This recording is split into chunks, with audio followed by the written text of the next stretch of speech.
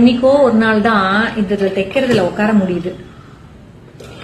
So நான் என்ன நினைச்சேன்னாக்கா, இன்னைக்கு இந்த தைக்க வேண்டியதெல்லாம் முடிச்சிடலாம்.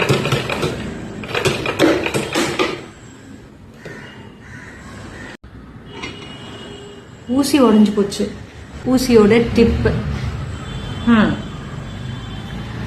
என் தப்பு தான். இது குட்டி தலகாணியோட உரை. ஓகே, சோ இதுல இந்த ஜிப் இருக்குல்ல, அது மேல தையல் பட்ட உடனே அது தாங்காம ஊசி உடைஞ்சு போச்சு.